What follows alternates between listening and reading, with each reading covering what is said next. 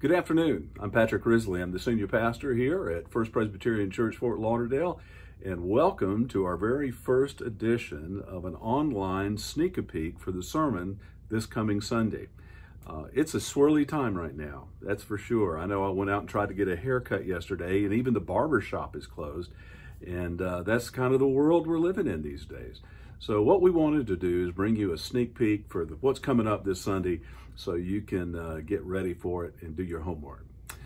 This Sunday, we're going to be live streaming just like we did the previous Sundays at 11 a.m. And we are going to be looking at a couple of scripture texts. First, we're going to be looking at Psalm 23. It's a very well-known text, and I would encourage you to look at it and go through it and see if you can learn something new about it before we talk about it. Also, what we're going to do is look at Ephesians chapter 5, verses 8 through 14.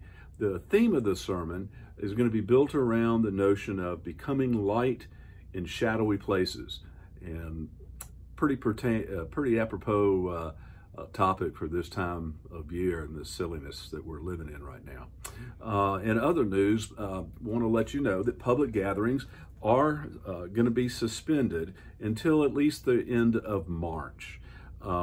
We are going to be following local, state, and federal agencies and the CDC in their recommendations for no public gatherings. So what does this mean? Well, first of all, it means that worship will be live streamed from now on until further notice. We will not be gathering, as I say, on Sundays at church until further notice. Also, staff is working hard to make sure that they get the pivot done to incorporate as much digital and online education and care materials as we can to get to you. So they're working hard to make that happen, and we will be rolling more things out as time goes on. Also, at the moment, church offices continue to be open. During regular business hours, the ministry of the church continues whether the coronavirus is going on or not. And to that end, I would gently remind you that your online giving is absolutely crucial and vital for the ministries that we are continuing to do and support. If you don't know how to do that, call the church office and we can set you up on how to do online giving. We're asking everybody to enter in through the front door here by the sanctuary. All visitors and members and staff will sign in if you come and visit the office, just so we can do a safety precaution. If there is an outbreak, we can track who has been here. And finally, one of the big questions a lot of people are having is, what are we going to do for Easter Sunday? And quite frankly, with our state and our schools closed until April 15th, it's hard for me to imagine to think that we will be gathering Holy Week and Easter together as a physical community. But that's not my call.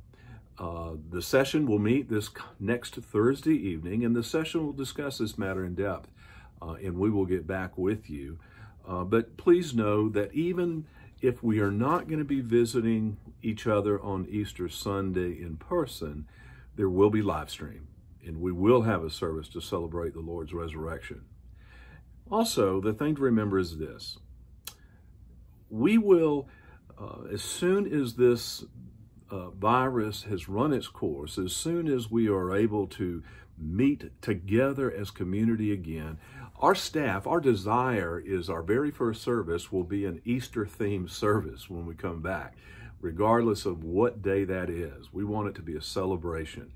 My friends, we look forward to seeing you Sunday, and be looking out for more information on how we want to keep you engaged, and reach out to your neighbors and give them the grace of peace. Thank you.